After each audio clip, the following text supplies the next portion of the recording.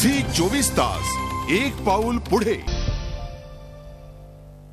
सुरेश खानापूरकर जे सांगतायत त्याच्यावर विश्वास ठेवायलाच लागतो। याचं कारण त्यांनी केलेले प्रयोग मी आज डोळ्यानं इथं पाहतोय। ज्या ठिकाणी पाण्याचा टिपूस नव्हता त्या ठिकाणी आज पाणी कसं आहे ते आपण पाहू शकता।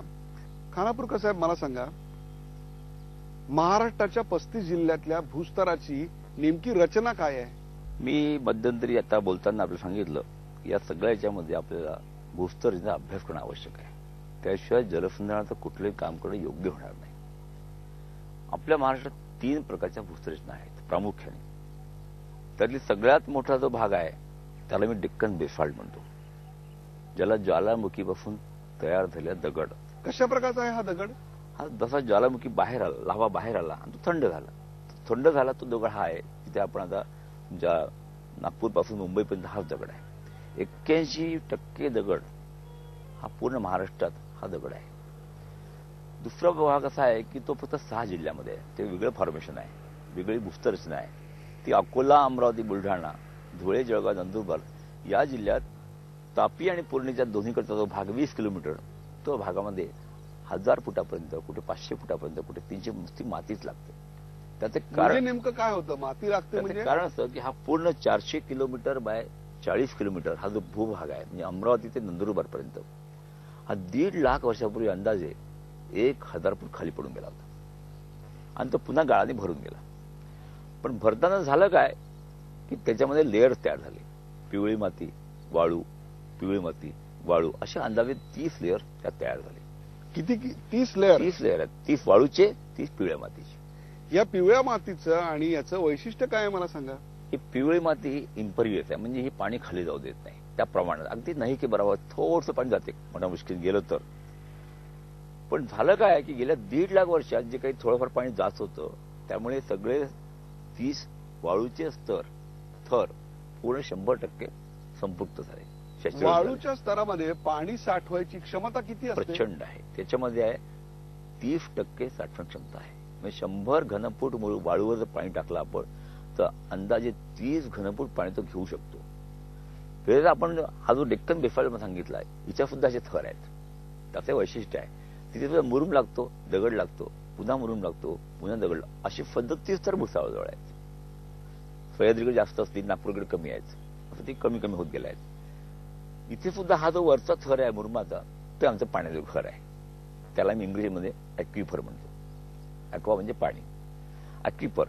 हा आमचं भांडं लहान आहे, हे फक्त 2.5% भांडं आहे आणि ही टंचाईचं शोकांतिक आहे। इथे टंचाईचं मूळ कारण आहे, पण लहान आहे। हे तर आपण बदलू शकत नाही ना? नाही, बदलू शकत नाही। परंतु होतं काय, पूर्वी काय व्हायचं, रोज पाऊस सांगितलं मला, रोज पाऊस पडायचा, ते आमचं छोटंसं भांडं 100% भरायचं। त्यावेळी लोकसंख्या कमी होती, उत्पन्न नव्हता, त्यामुळे आम्हाला पाणी पुरून उरायचं आणि उरलेलं पाणी खालून वाहत जाऊन आमच्या गावाच्या नाल्याला मिळायचं आणि नाला बारमे होता। हे खरं तांत्रिक कारण आहे। आता काय झालं, पाऊस कमी झाला? अजिबात नाही। पाऊस कमी झाला, कोणी भ्रम पसरला मला काही समजून नाही राहिलं। पाणी अजूनही तुम्ही म्हणताय की महाराष्ट्राचा पाऊस कमी झालेला नाही? पाणी प्रचंड आहे, पाणी प्रचंड आहे। मला तुम्ही सांगा, आपण एक तालुका घेऊया, हे खूप इंटरेस्टिंग आहे। सांगली, माण तालुका, पाणी प्रचंड आहे आपलं मत आहे? पाणी प्रचंड आहे माण तालुक्यात, पाणी प्रचंड आहे। आम्हाला जेवढं पाणी लागते प्यायला, शेतीला, प्रत्येक शेतीला, दुबार पिकाला, इतकं पाणी आमच्याकडे नक्कीच आहे। आणखी कशाला पाणी पाहिजे आपल्याला? माझ्या उद्योगाला पाणी पाहिजे, शेतीला पाहिजे, प्यायला पाहिजे, संपलं, आणि तेवढं पाणी आहे। प्रश्न तो नाही आहे। माझा पुन्हा प्रश्न असा आहे की हे जे लहान भांडं आहे ते आमचं भरत नाही, हा प्रश्न आहे। 2 गोष्टी केल्या पाहिजे आम्हाला। एक तर भांडं भरलं पाहिजे, पाऊस कसं येऊ, कारण पावसाने कुठे पडावं, कसं पडावं, किती जोरात पडावं हे आपल्या ते नाही। पण त्याच पावसाला कुठे अडवावं, कसं अडवावं, किती जोरात अडवावं हे आपल्या हाती आहे। ते का नाही करू?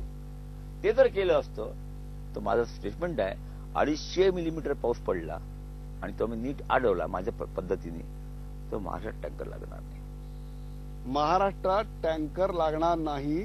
250 मिलीमीटर पाऊस पडला तरी सुद्धा महाराष्ट्र टँकर मुक्त करता येईल असा आपला ठाम विश्वास आहे। पुढचं, आणि 400 मिलीमीटर पाऊस पडला नीट अडवला तर माझ्या प्रत्येक शेताला, प्रत्येक गट नंबरला, दुसऱ्या पिकाला पाणी देऊ शकतो आपण। दुबार पिकाला पिण्याच्या पाण्याचा प्रश्न हा माझ्या संपूर्ण या शिरपूर पॅटर्नचा बाय प्रॉडक्ट आहे. तो प्रश्न नाहीच आहे, आम्ही त्याला उगाच मोठा केला. शेतीला पाणी द्या, आमची पिण्याच्या पाण्याची विहीर आटतच नाही. आम्ही उलट केलं. याचा प्रश्न खूप बागुलबोवा केला आणि शेतीला पाणी दिलंच नाही. तुम्हाला आश्चर्य उद्याजी मला सांगायला खेद वाटतो. आम्ही प्रचंड पैसा, मला आकडे मोजता येत नाही ते पैसे काय. कोणी म्हणतात 2 लाख कोटी, त्या 2 लाख किती टिंब द्यायचे मला नाही माहिती, परंतु इतका पैसा खर्च केला.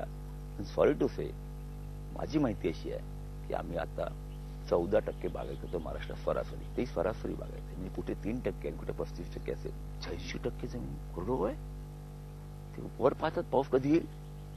पाऊस इतक्या जोरात येतो की खरीपाचं वाहून जातं, पुन्हा येत नाही महिनाभर, दुसरं पाणी मिळत नाही. म्हणजे खरीपाची शाश्वती नाही, रब्बीला पाणी नाही आणि समोरचा प्रश्नच नाही. मला सांगा या शेतकऱ्यांनी करायचं काय? म्हणजे जी 8माही पिकं आहेत, 12माही पिकं आहेत, त्याचं काय करणार? काहीच नाही.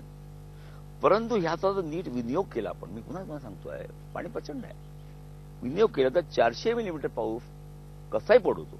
इथे पडो तिथे पडो, रात्री येऊ बेरात्री येऊ, हळू जोरात येऊ, नीट अडवला तर आपण प्रत्येक शेताला किमान दुबार केला. मी तिबार म्हणतोय, पण मी दुबार पिकाला नक्की सांगतो. हे तुम्ही ठामपणे सांगू शकता, कारण रेकॉर्ड सांगू शकता. माझ्याकडे मी हे काम केलं, मी गेल्या 8 वर्षामध्ये हे काम केलं आहे. फार मोठं काम नाही झालं, 35 गावात झाले माझे, मला 150 गाव पूर्ण करायचे या तालुक्याचे. पण याचं मला लक्षात असं आलं की आता माझ्याकडे, तुम्ही विश्वास ठेवा असा नका ठेवतो, तुमचा प्रश्न आहे, पण माझ्याकडे आता माझ्या प्रोजेक्ट एरियात 200 चौरस किलोमीटरमध्ये आता 80% बागायत आहे. 200 चौरस किलोमीटर 35 गावात 80% बागायत आहे. पाऊस किती झाला हो? गेल्या वर्षी माझ्याकडे, यावर्षी 421 मिलीमीटर आणि मागच्या वर्षी 380 मिलीमीटर. झी 24 तास, एक पाऊल पुढे.